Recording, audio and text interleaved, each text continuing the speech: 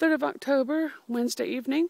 This is an update on the walled garden landscaping project. The French call this area the park, or le parc. This is an area that originally was almost literally to the inch, 100 feet square. It's now been enlarged slightly towards the back end of it due to the fact that we have found some existing fruit trees and some other rare plants that were being overgrown by ivy, etc. So we've rescued those, and we'll probably push back the wall by about 15 feet as a result, or keep the wall where it originally was and at least clear out the space on the other side of that wall and tend the plants in that way.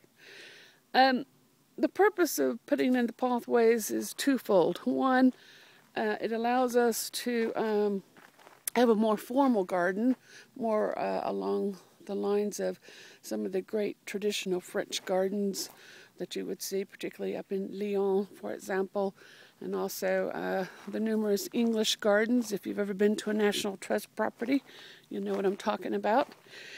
It also allows people to walk with greater ease around the garden, and we have purposely made the pathways wide enough and level enough so that a wheelchair can be easily pushed down along the way.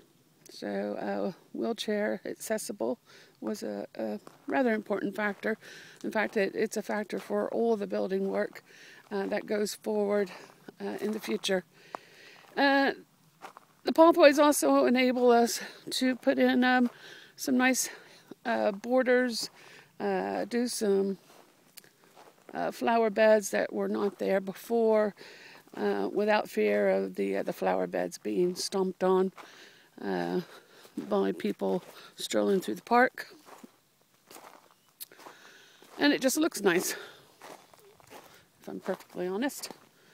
It suits this style of property that we have here, probably more so than, say, other properties in the area, because we have a more formal house than some. It's not just simply a rustic farmhouse where a formal garden like this would just look silly.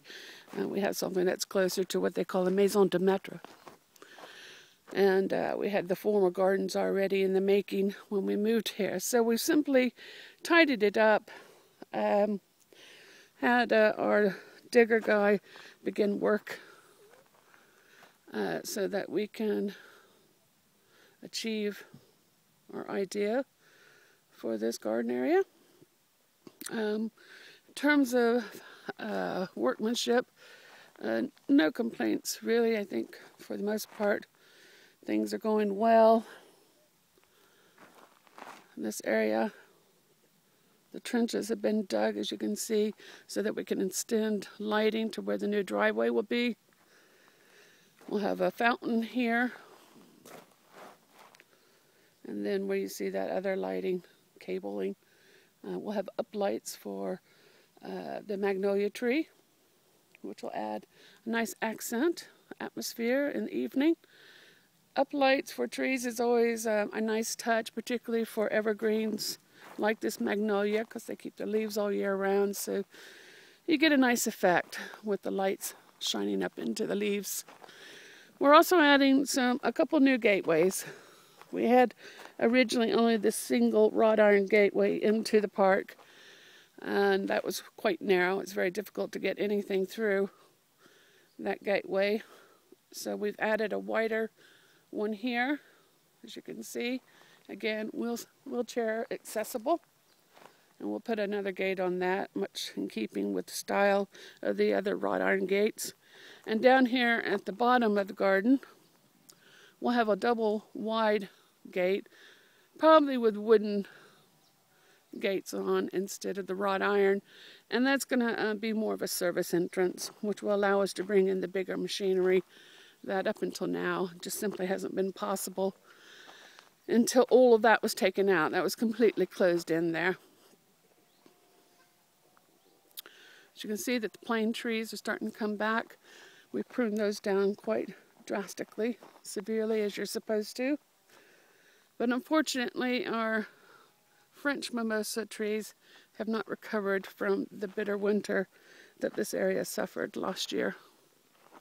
Unfortunately, they were just beginning to bloom when the area got hit by a severe frost, and it seems to have killed several of the larger trees. But fortunately, we've got lots of baby trees growing, so it's a matter of deciding where we want the new ones to grow and transplanting them. This rock here is the first layer of gravel. There'll be another layer on top. It's quite soft, easy on the foot. So far the cats seem to have loved it. All of a sudden they have a gigantic litter box, unfortunately. So the really hard work can now begin in the creation of the flower beds. Russell's helped out in some ways, having dug up the area and loosening up the dirt, but we still have quite a lot more to do. And in fact, one of our French friends suggested that we have a working garden party instead of a paint party where your friends all come over and help you paint your house. Instead, we invite all of our friends over and ask them to help us with the gardening work, providing food and drinks and such in repayment. So maybe not a bad idea. Don't know about that for this year. There's quite a lot that obviously needs to be done before the autumn, the first frost.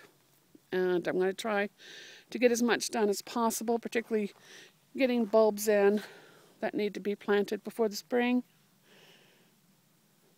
And putting in probably some miniature boxwoods along some of the edges as a border.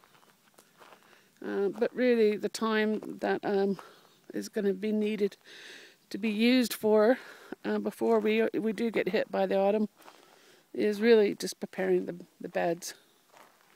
And that's going to mean a lot of digging, a lot of composting,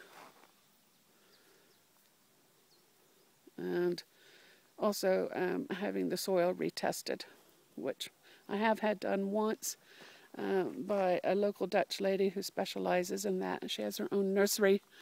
But now that we've had this area graded and the dirt's been moved about a bit, probably be a good idea to have the area tested once again before we start putting things in the ground, just to make sure that they're going to grow well.